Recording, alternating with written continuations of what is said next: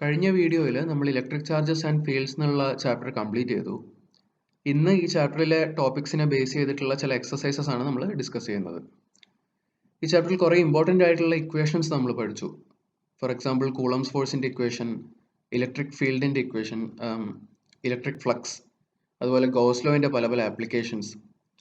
ഈ ആപ്ലിക്കേഷൻസിൻ്റെ ഡെറിവേഷൻസ് എല്ലാം അതുപോലെ എക്സാംസിൽ ചോദിക്കാറുണ്ട്. പിന്നെ അതുകൂടാതെ ഈ പല ഇക്വേഷൻസിൻ്റെ കേസിലും ഒരു ക്വാണ്ടിറ്റി ഒഴിച്ച് ബാക്കിയെല്ലാം തന്ന് സബ്സ്റ്റിറ്റ്യൂട്ട് ചെയ്ത് ആൻസർ കണ്ടുപിടിക്കാനുള്ള ചോദ്യങ്ങൾ ഉണ്ടാവാറുണ്ട്. അതുകൂടാതെയുള്ള രീതിയിലുള്ള ചില ചോദ്യങ്ങളും നമ്മൾ ഇന്ന് കാണും. അപ്പോൾ നമുക്ക് തുടങ്ങാം. ആദ്യത്തെ ചോദ്യം: A point charge of 2 microcoulomb is placed at the center of a cubic Gaussian surface of side 0.5 cm. What is the net flux through the surface? ഒരു ക്യൂബിൻ്റെ ഷേപ്പിലുള്ള ഗോഷ്യൻ സർഫേസിൻ്റെ ഉള്ളിൽ 2 microcoulomb എന്നുള്ള ചാർജ് പ്ലേസ് ചെയ്തിട്ടുണ്ട്. ആ ക്യൂബിൻ്റെ സൈഡിൻ്റെ ലെങ്ത് 0.5 സെൻറ്റിമീറ്റർ ആണ്. അപ്പോൾ ഇത് goes ലോവിനെ base ചെയ്തിട്ടുള്ള ഒരു ചോദ്യമാണ്. ഗോസ് ലോ എന്താ പറയുന്നത്? Shape of the Gaussian surface does not matter if we know the total charge inside the surface. Total flux എന്ന് പറയുന്നത് ക്യൂ ബൈ എപ്സിലോൺ നോട്ട് ആണെന്നാണ് ഗോസ് ലോ പറയുന്നത്. അവിടെ shape of the Gaussian surface important അല്ല. അപ്പോൾ നമുക്ക് already ക്വസ്റ്റിനിൽ നിന്ന് അറിയാം ചാർജ് ഗോഷ്യൻ സർഫേസിൻ്റെ ഉള്ളിലാണ് ഉള്ളത്. അതിൻ്റെ വാല്യൂ നമുക്കറിയാം 2 microcoulomb ആണെന്ന്. അപ്പോൾ കൂടുതൽ ഇൻഫർമേഷൻ്റെ ഒന്നും ആവശ്യമില്ല, നമുക്ക് നേരെ ഫ്ലക്സ് കാൽക്കുലേറ്റ് ചെയ്യാം. Flux equal to Q by epsilon naught. Epsilon നോട്ടിൻ്റെ വാല്യൂ 8.85 ഇൻറ്റു 10⁻⁻12 എന്ന് സബ്സ്റ്റിറ്റ്യൂട്ട് ചെയ്യുന്നു. 2 microcoulomb ആണ് ചാർജ്. മൈക്രോ എന്ന് പറയുമ്പോൾ 10⁻⁻6 കൂളം. യൂണിറ്റ് ശ്രദ്ധിക്കുക. ഇലക്ട്രിക് ഫീൽഡിൻ്റെ യൂണിറ്റ് ന്യൂട്ടൺ പെർ കൂളം ആണെന്ന് നമ്മൾ കഴിഞ്ഞ വീഡിയോയിൽ എക്സ്പ്ലെയിൻ ചെയ്തിട്ടുണ്ടായിരുന്നു. E.ds ആണ് ഫ്ലക്സ്. അപ്പോൾ ഒരു മീറ്റർ സ്ക്വയർ കൂടി വരുന്നു. അങ്ങനെ total unit newton metre square per coulomb. അടുത്ത question: a sphere of radius A is made of an insulating material and has a charge distributed uniformly throughout its volume. Let the charge density be rho. Find the field due to the charge for first one R less than A, second R greater than A. നമ്മൾ നേരത്തെ chapter discuss ചെയ്തപ്പോൾ ഒരു spherical ഷെല്ലിൻ്റെ case discuss ചെയ്തിട്ടുണ്ടായിരുന്നു. ഇവിടെ different ആണ്. ഇവിടെ ഷെല്ലല്ല, solid sphere ആണ്. അതായത് സർഫേസിൽ മാത്രമല്ല ചാർജ് ഉള്ളത്, ത്രൂ ഔട്ട് അതിൻ്റെ വോളിയത്തിൽ ചാർജ് ഉണ്ട്.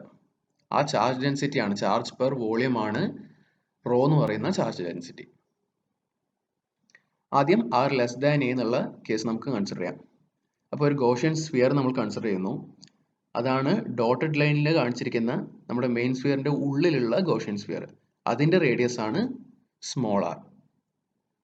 നമ്മുടെ പ്രോബ്ലത്തിൽ തന്നിട്ടുള്ള സ്ഫിയറിൻ്റെ റേഡിയസ് ആണ് സ്മോൾ എ. അതിലുള്ള ചാർജ് ഡെൻസിറ്റി റോ എന്നും ഡിനോട്ട് ചെയ്തിട്ടുണ്ട്. നേരത്തെ പറഞ്ഞ പോലെ ചാർജ് പെർ യൂണിറ്റ് വോളിയം എന്നുള്ള ചാർജ് ഡെൻസിറ്റി ആണ് റോ. ഇനി നമുക്ക് ഈസിയായി ഗോസ് ലോ അപ്ലൈ ചെയ്യാം. അപ്പോൾ E ടൈംസ് 4πr². ഈ 4πr² എന്നുള്ളത് നമ്മുടെ ഗോഷ്യൻ സ്ഫിയറിൻ്റെ സർഫേസ് ഏരിയ ആണ്. അതുകൊണ്ടാണ് സ്മോൾ ആർ ഉള്ളത്. Equal to Q by epsilon naught. എന്താണ് ഈ total charge in the Gaussian sphere? Rho times, rho എന്ന് പറയുന്നത് ചാർജ് പെർ വോളിയം ആണ്. അപ്പോൾ റോ ഇൻറ്റു വോളിയം, ഗോഷ്യൻ സ്ഫിയറിൻ്റെ വോളിയം. അതാണ് 4/3 പൈ സ്മോൾ ആർ ക്യൂബ്. അപ്പം അങ്ങനെ നമുക്ക് ഇലക്ട്രിക് ഫീൽഡിൻ്റെ വാല്യൂ കിട്ടും rho r/3 epsilon naught. Also അതിൻ്റെ ഡയറക്ഷൻ എന്ന് പറയുന്നത് ഈ ചാർജ് ഡെൻസിറ്റി പോസിറ്റീവ് ആണോ നെഗറ്റീവ് ആണോ എന്നുള്ളതിനെ അനുസരിച്ചിരിക്കും. പോസിറ്റീവ് ആണെങ്കിൽ റേഡിയലി ഔട്ട്വേർഡ് ആയിരിക്കും, നെഗറ്റീവ് ആണെങ്കിൽ റേഡിയലി ഇൻവേർഡ്സും ആയിരിക്കും. അടുത്തത് ആർ ഗ്രേറ്റർ ദാൻ എ എന്നുള്ള കേസാണ് നമുക്ക് ഡിസ്കസ് ചെയ്യാനുള്ളത്. അപ്പോൾ ഇനി നമ്മൾ കൺസിഡർ ചെയ്യുന്ന ഗോഷ്യൻ സ്ഫിയർ നമ്മുടെ സോളിഡ് സ്ഫിയറിൻ്റെ പുറത്താണ്. അപ്പോൾ ആ ഗോഷ്യൻ സ്ഫിയറിൻ്റെ റേഡിയസ് സ്മോൾ ആർ എന്ന് പറയുന്നത് എയിനേക്കാളും വലുതാണ്. അപ്പോൾ വീണ്ടും നമ്മൾ ഗോസ് ലോ അപ്ലൈ ചെയ്യുന്നു. E times 4πr², surface area of Gaussian sphere, equal to, ഈ കേസിൽ ടോട്ടൽ ചാർജ് എന്ന് പറയുന്നത് ഈ സോളിഡ് സ്ഫിയറിലുള്ള കംപ്ലീറ്റ് ചാർജും, അതായത് റോ ടൈംസ് വോളിയം എന്ന് പറയുന്നത് ആ സോളിഡ് സ്ഫിയറിൻ്റെ വോളിയം തന്നെയാണ്. അപ്പോൾ അത് 4/3 പൈ എ ക്യൂബ് എന്ന് പറയുന്നത് നമ്മുടെ സോളിഡ് സ്ഫിയറിൻ്റെ radius divided by epsilon naught. അപ്പോൾ അങ്ങനെ നമുക്ക് റിസൾട്ട് കിട്ടും raw a³/3 epsilon naught r². നമ്മൾ നേരത്തെ പറഞ്ഞ rho times 4/3 pi a cube എന്നുള്ള ടോട്ടൽ ചാർജിനെ ക്യൂ എന്ന് വിളിക്കുകയാണെങ്കിൽ ഇതിനെ റീഅറേഞ്ച് ചെയ്ത് നമുക്ക് 1/4 പൈ എപ്സിലോൺ നോട്ട് Q/r² എന്ന് എഴുതാം. Where rho times 4/3 pi a cube equal to q. Also ഇത് ക്വസ്റ്റ്യൻ്റെ പാർട്ടല്ല, എന്നാലും നമുക്ക് ഡിസ്കസ് ചെയ്യാം. ഈ ഇലക്ട്രിക് ഫീൽഡിനെ ഇൻക്രീസിങ് വാല്യൂ ഓഫ് ആറിൻ്റെ കൂടെ പ്ലോട്ട് ചെയ്യുകയാണെങ്കിൽ ഇങ്ങനെ ഒരു ഗ്രാഫാണ് കിട്ടുക.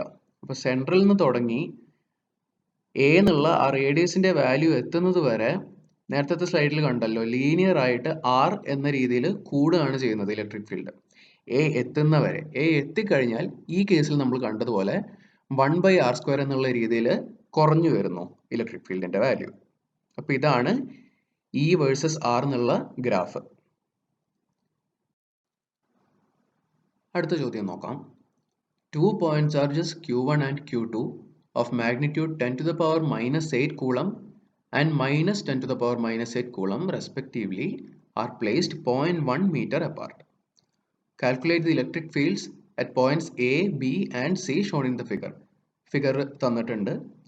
ഇതിൽ എ ബി സി എന്നുള്ള പോയിന്റുകൾ മാർക്ക് ചെയ്തിട്ടുണ്ട്. ഈ ഓരോ പോയിന്റുകളിലുമുള്ള ഇലക്ട്രിക് ഫീൽഡാണ് നമുക്ക് കാൽക്കുലേറ്റ് ചെയ്യേണ്ടത്. അപ്പം ആദ്യം എ എന്നുള്ള പോയിന്റിലുള്ള കേസ് നമുക്ക് നോക്കാം. Q1 എന്ന് പറയുന്നത് ഒരു പോസിറ്റീവ് ചാർജാണ്, 10 to the power minus 8 coulomb എന്നുള്ള മാഗ്നിറ്റ്യൂഡ്. പോസിറ്റീവ് ചാർജ് ആയത് കാരണം Q1-ൽ നിന്ന് അകന്നു പോകുന്ന രീതിയിലാണ് ഇലക്ട്രിക് ഫീൽഡിന്റെ ഡയറക്ഷൻ ഉണ്ടാവുക. അപ്പോൾ എ എന്നുള്ള പോയിന്റിൽ വലതുവശത്തേക്ക് പോയിന്റ് ചെയ്യുന്ന രീതിയിലായിരിക്കും electric field. Same time Q2 എന്ന് പറയുന്നത് ഒരു നെഗറ്റീവ് ചാർജാണ്, അപ്പോൾ അതിലേക്ക് പോയിന്റ് ചെയ്യുന്ന രീതിയിലായിരിക്കും ഇലക്ട്രിക് ഫീൽഡ്. സോ എ എന്നുള്ള പോയിന്റിലുള്ള Q2 കാരണമുള്ള ഇലക്ട്രിക് ഫീൽഡിന്റെ ഡയറക്ഷൻ വലതുവശത്തേക്ക് തന്നെയാണ്. സോ ഒരേ ഡയറക്ഷനിലായത് കാരണം നമുക്ക് ഈ രണ്ട് ചാർജസ് കാരണമുള്ള ഇലക്ട്രിക് ഫീൽഡിന്റെ മാഗ്നിറ്റ്യൂഡുകൾ ജസ്റ്റ് ആഡ് ചെയ്താൽ മതി. അപ്പോൾ ഈ എ എന്ന് ഡിനോട്ട് ചെയ്തിട്ടുള്ളത് എ എന്നുള്ള പോയിന്റിലുള്ള ഇലക്ട്രിക് ഫീൽഡിനെയാണ്. അപ്പോൾ ഒരേ മാഗ്നിറ്റ്യൂഡ് ഉള്ള രണ്ട് ഇലക്ട്രിക് ഫീൽഡുകളുടെ സമ്മാണ് 1/4πε0. Charge 10 to the power minus 8 ആണ്. രണ്ട് ചാർജസിന്റെ ഇടയിലുള്ള ദൂരം 0.1 മീറ്റർ ആണ്. അപ്പോൾ എ എന്നുള്ള പോയിന്റും എനി വൺ ഓഫ് ദ ചാർജസും തമ്മിലുള്ള ദൂരം 0.05 മീറ്റർ ആയിരിക്കും. രണ്ടിനും ആഡ് ചെയ്യുക. എല്ലാ യൂണിറ്റുകളും എസ് ഐയിലാണ് എടുത്തിട്ടുള്ളതെങ്കിൽ ഫൈനൽ കിട്ടുന്ന ഫീൽഡിന്റെ യൂണിറ്റ് ന്യൂട്ടൺ പെർ കൂളം ആയിരിക്കും. നമ്മൾ ഈ വലതുവശത്തേക്കുള്ള ഡയറക്ഷനെ എക്സ് ആക്സിസിന്റെ പോസിറ്റീവ് ഡയറക്ഷൻ ആയിട്ട് എടുത്തിട്ടുണ്ട്. അങ്ങനെ ഐ ക്യാപ് എന്നുള്ള ഡയറക്ഷനും കാണിച്ചിട്ടുണ്ട്. ഐ ക്യാപ് എന്ന് കൊടുത്തില്ലെങ്കിൽ അത് മെൻഷൻ ചെയ്താൽ മതി കൃത്യമായിട്ട് ഏത് ഡയറക്ഷനിലാണ് ഫീൽഡ് ഉള്ളത് എന്ന്. ഇനി കാണാനുള്ളത് ബി സി എന്നുള്ള പോയിന്റുകളിലുള്ള ഇലക്ട്രിക് ഫീൽഡ് ആണ്.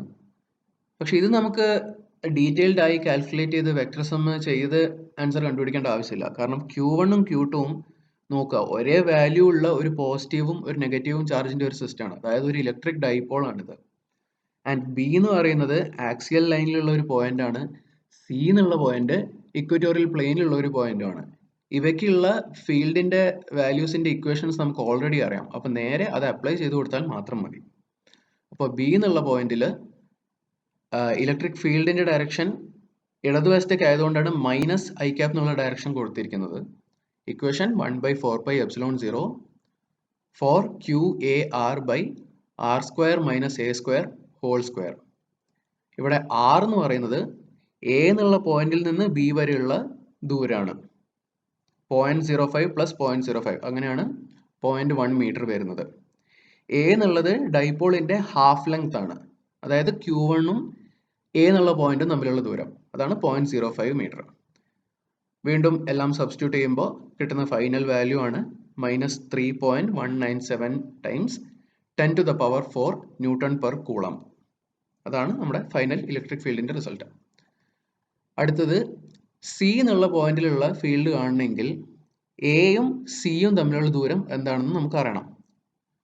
അപ്പോൾ അത് പൈതഗോറസ് തിയറം ഉപയോഗിച്ച് നമ്മൾ കാണുന്നു. √0.12 - 0.05² മീറ്റർ. ആ റിസൾട്ട് ആണ് √7.5 times 10 to the power -3 metre.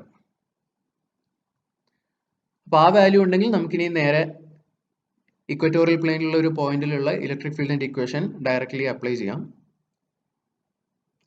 വീണ്ടും എല്ലാ വാല്യൂസും കൃത്യമായിട്ട് സബ്സ്റ്റിറ്റ്യൂട്ട് ചെയ്യുമ്പോൾ കിട്ടുന്ന ഫൈനൽ ആൻസർ ആണ് 7.787 times 10 to the power 2 newton per coulomb. ഈ ഫീൽഡും നമ്മൾ നേരത്തെ പാഠം ഡിസ്കസ് ചെയ്തപ്പോൾ കണ്ടു. ഈ കേസിൽ, ഈ തന്ന ഫിഗറിന്റെ കേസിൽ വലതുവശത്തേക്കായിരിക്കും ആക്ട് ചെയ്യുക. സോ അതുകൊണ്ട് ഐ ക്യാപ് എന്നുള്ള ഡയറക്ഷനും. Next question. Two large thin metal plates are parallel and close to each other. The plates have surface charge densities of opposite signs.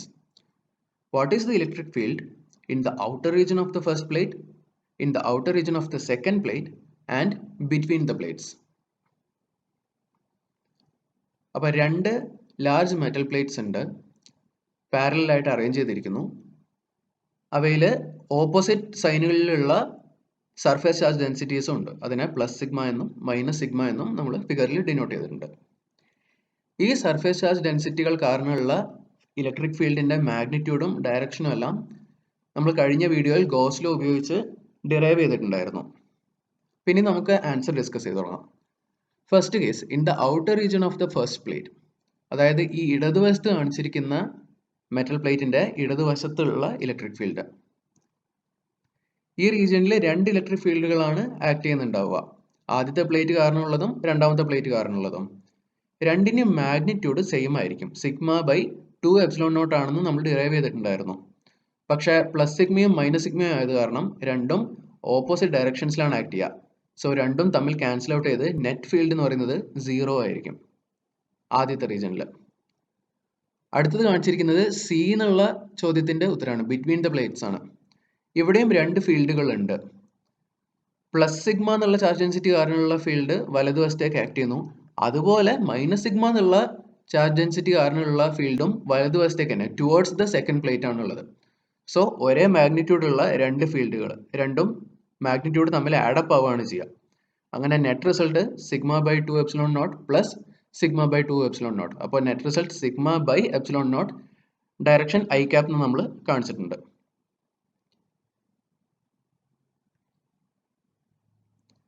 അടുത്തത് outer region of the second plate. ഇവിടെയും അതെ, ആദ്യം discuss ചെയ്ത case പോലെ തന്നെയാണ്. രണ്ട് ഫീൽഡുകൾ ഉണ്ട്, ഒരേ മാഗ്നിറ്റ്യൂഡ് ഉള്ളത് ഓരോ പ്ലേറ്റ് കാരണവും.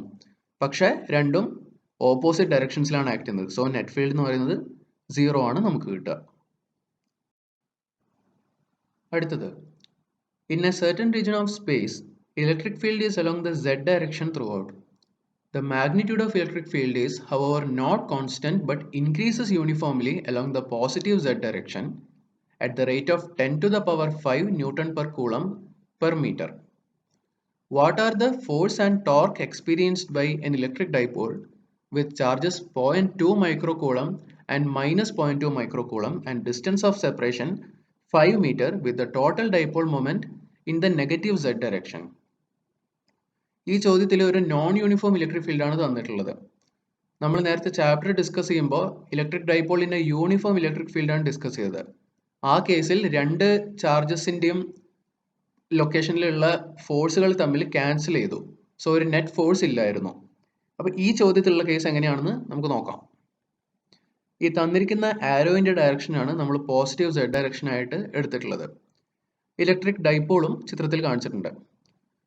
നമ്മുടെ ക്വസ്റ്റ്യനിൽ പറയുന്നുണ്ട് total dipole moment negative z ഡയറക്ഷനിലാണെന്ന്. അങ്ങനെയാണെങ്കിൽ മുകളിലുള്ള ചാർജ് -0.2 മൈക്രോ കൂളവും താഴെയുള്ളത് 0.2 മൈക്രോ കൂളവും ആയിരിക്കണം.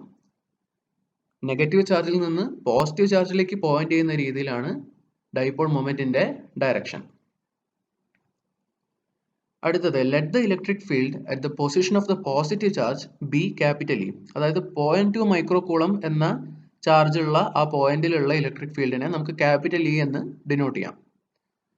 ആ ചാർജ് എക്സ്പീരിയൻസ് ചെയ്യുന്ന ഫോഴ്സ് ക്യു ഇ ആണല്ലോ ഫോഴ്സ്. അപ്പോൾ ആ ഫോഴ്സിന്റെ magnitude E times charge 0.2 times 10 to the power -6 newton.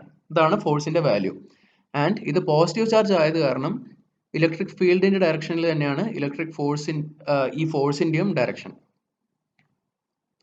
അടുത്തത്, ഡിസ്റ്റൻസ് ഓഫ് സെപ്പറേഷൻ 5 മീറ്റർ ആണെന്ന് പറഞ്ഞിട്ടുണ്ട്. ആൻഡ് പോസിറ്റീവ് z ഡയറക്ഷനിൽ മൂവ് ചെയ്യും തോറും electric field 10 to the power 5 newton per coulomb per metre എന്ന നിരക്കിൽ കൂടുന്നുണ്ട് എന്നും ക്വസ്റ്റ്യനിൽ തന്നിട്ടുണ്ട്.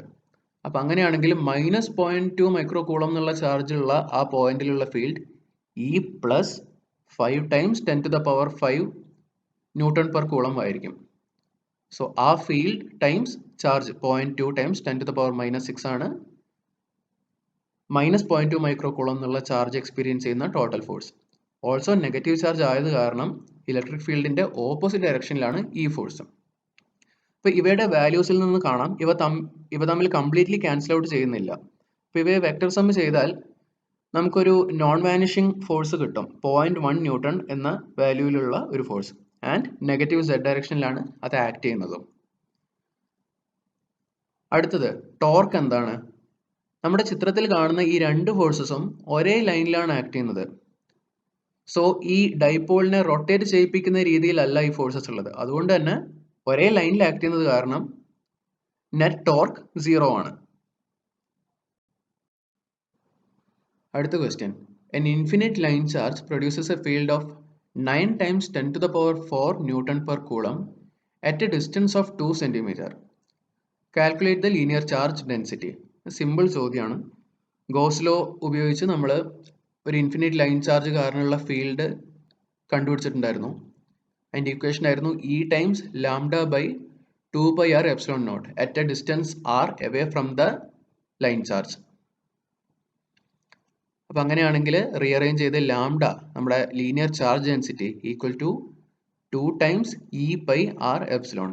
ആറിൻ്റെ വാല്യൂ ചോദ്യത്തിൽ തന്നിട്ടുണ്ട് 2 സെൻറ്റിമീറ്റർ. അപ്പോൾ അത് എസ് ഐയിലേക്ക് മാറ്റണം എഴുതുമ്പോൾ. അപ്പോൾ 2 times 10 to the power -2 metre എന്നാവും. ബാക്കി എല്ലാത്തിൻ്റെയും വാല്യൂ സബ്സ്റ്റിറ്റ്യൂട്ട് ചെയ്യുക. അപ്പോൾ നമുക്ക് ലീനിയർ ചാർജ് ഡെൻസിറ്റി കിട്ടും 10 to the power -7. Charge per metre ആണ്, അപ്പോൾ യൂണിറ്റ് കൂളം പെർ മീറ്റർ. അടുത്ത question. A point charge Q is at a distance 5 centimetre above the center of a square of side 10 centimeter. What is the magnitude of the electric flux through the square?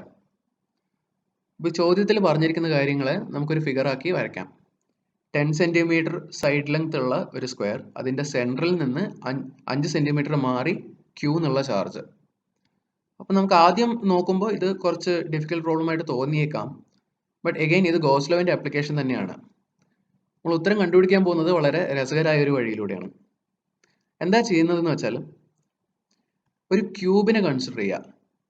ചോദ്യത്തിൽ തന്നിരിക്കുന്ന ആ square ഷീറ്റുകൾ ഉപയോഗിച്ച് ബാക്കി സൈഡുകളെല്ലാം cover ചെയ്ത് ഒരു ക്യൂബിനെ സങ്കല്പിക്കുക. ഇപ്പോൾ ഈ ക്യൂബിൻ്റെ ഉള്ളിലാണ്, ക്യൂബിൻ്റെ ഒത്ത നടുക്കുള്ള പോയിന്റിലാണ്, അതായത് എല്ലാ സ്ക്വയർ സർഫേസുകളിൽ നിന്നും 5 സെൻറ്റിമീറ്റർ മാറിയാണ് നമ്മുടെ ക്യൂ എന്നുള്ള ചാർജ് ഉള്ളത്. Net flux Q by epsilon naught ആണെന്ന് അറിയാം ഗോസ് ലോ പ്രകാരം. ഓൾസോ ഏത് ഫേസിൽ നിന്ന് നോക്കിയാലും ഈ ഫിഗർ സിമെട്രിക് ആണ്. അതായത് ഈ ക്യൂബിന് 6 സ്ക്വയർ ഫേസസ് ആണുള്ളത്.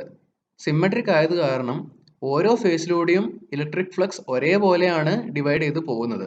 സോ അങ്ങനെയാണെങ്കിൽ ഈ 6 ഒരു സ്ക്വയർ ഫേസിലൂടെയുള്ള ഫ്ലക്സ് എന്ന് പറയുന്നത് Q by epsilon naught divided by 6 ആണ്. Q by 6 epsilon naught. അടുത്തതും ഇപ്പോൾ പറഞ്ഞതുപോലെ സിമിലർ ആയിട്ടുള്ള ഒരു ചോദ്യമാണ്.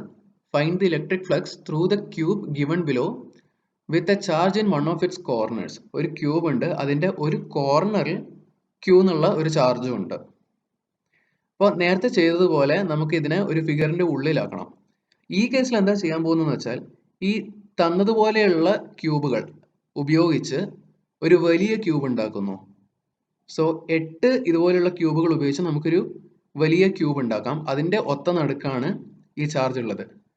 എഗെയിൻ സിമെട്രിക് ആയിട്ടുള്ള ഒരു സിറ്റുവേഷൻ ആണ്. എല്ലാ ക്യൂബുകളിലൂടെയും, അതായത് ഈ ചെറിയ ക്യൂബുകൾ ഓരോന്നിലൂടെയും ഒരുപോലെയാണ് ഇലക്ട്രിക് ഫീൽഡ് ലൈൻസ് പോകുന്നത്. സോ ഓരോന്നിലൂടെയുള്ള ഫ്ലക്സ് എന്ന് പറയുന്നത് ഈക്വൽ ആയിരിക്കും.